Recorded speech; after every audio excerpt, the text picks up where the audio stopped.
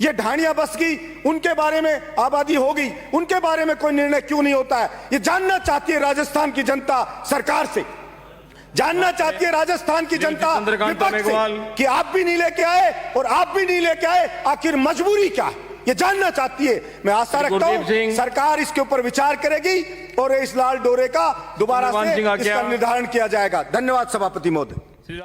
सभापति महोदय, इस विधेयक के तहत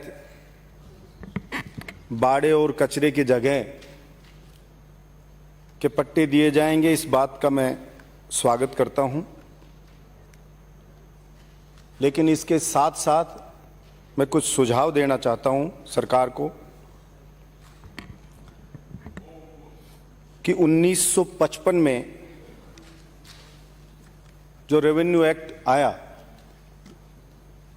1955 में 1956 में लाल डोरा आबादी के लिए निर्धारित किया गया, बनाया गया कि जो लाल डोरे में आ रही है वही आबादी है। 1955 से लेके आज तक कितनी सरकारें आई, कितने बिल आए, जरा जरा सी बात के लिए बिल आए, लेकिन मैं समझ नहीं पा रहा हूं इतने साल में ये बात किसी के भी ध्यान में क्यों नहीं आई कि क्या 55 से लेके अब तक आबादी का विस्तार नहीं हुआ? पहले गांव की जितनी आबादी थी उससे कितना ज्यादा आबादी बढ़ गई है।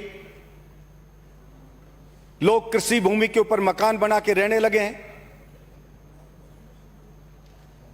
अलग अलग कुओं के ऊपर ढाणियां बस गई हैं, लेकिन उन किसानों को मकानों का पट्टा नहीं मिलता और इसके कारण वो ना तो बैंक से लोन ले पाते, ना दूसरी बहुत सारी जो भी फैसिलिटी है वो उनको मिल पाती। अच्छा होता सरकार बिल में ये लेकर के आती कि हम इस डोरे को आबादी का सर्वे करा करके और उसके हिसाब से लाल डोरे का विस्तार करेंगे,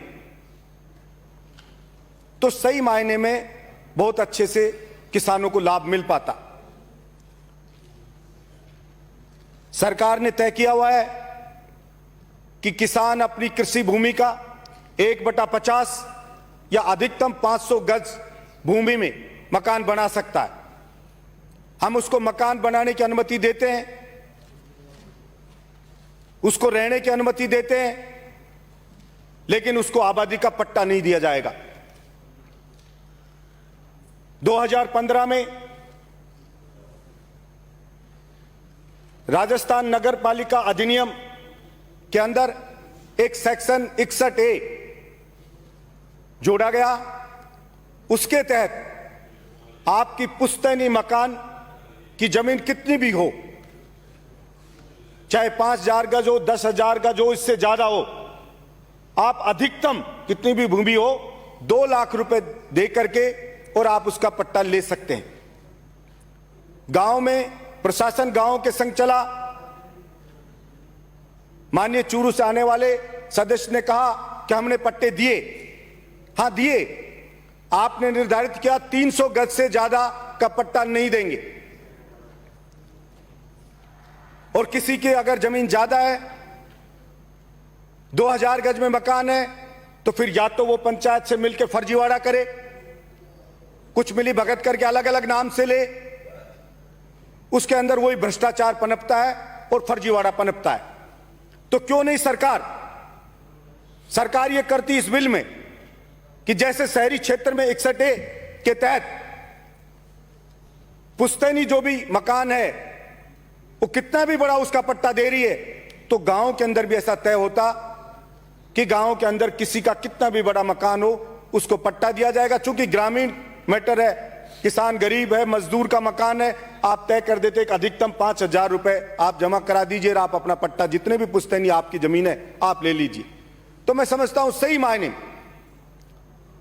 लोगों को लाभ मिलता, लोगों को राहत मिलती। लेकिन मैं समझ नहीं पा रहा हूं कि ऐसी कौन सी मजबूरी है कि कोई भी सरकार उस किसान की, मजदूर की, गरीब की पीड़ा को समझ नहीं पा रही है। ऐसी कौन सी मजबूरी है कि किसी भी सरकार को यह बात समझ नहीं आ रही है कि 55 से लेकर अब तक कितना आबादी में इजाफा हो गया और कितने ज्यादा मकान कृषि भूमि में बन गए। इसलिए मैं अपेक्षा रखता हूं सरकार से भी कि इस बिल में इस बात को ऐड वापस जनमत जानने के लिए भेजे और इस बात को ऐड करे कि साहब इस लाल डोरे का विस्तार होगा या फिर अलग से बिल लेके आए। राजस्थान की जनता ने जब आपको चुना तो निश्चित रूप से यह मान के चुना होगा कि आप पहले वाली सरकार से ज्यादा जनहित के काम करेंगे। तो मैं समझता हूं कि आप इसमें ठोस निर्णय लेते हुए कुछ लगेगा नहीं। आबादी बसी हुई है, सरकार का कोई नुकसान नहीं, सरकार को कोई बजट नहीं देना, इवन सरकार को फायदा होगा। तो ऐसा करने में जा क्या रहा है सरकार का, यह समझ से परे है। और बहुत से लोग हमसे प्रश्न करते हैं, जब राजस्व पे यह बिल आ रहा था तो मुझे भी बहुत से लोगों के, किसान मजदूरों के फोन आए कि यह बिल के बारे में पता लगा। बहुत से लोगों ने पूछा कि यह लाल डोरे के बारे में कोई बिल क्यों नहीं आता है, यह ढाणियां बस गई उनके बारे में आबादी हो गई, उनके बारे में कोई निर्णय क्यों नहीं होता है। यह जानना चाहती है राजस्थान की जनता सरकार से, जानना चाहती है राजस्थान की जनता विपक्ष से कि आप भी नहीं लेके आए और आप भी नहीं लेके आए, आखिर मजबूरी क्या है, ये जानना चाहती है। मैं आशा रखता हूं सरकार इसके ऊपर विचार करेगी और इस लाल डोरे का दोबारा से इसका निर्धारण किया जाएगा। धन्यवाद सभापति महोदय।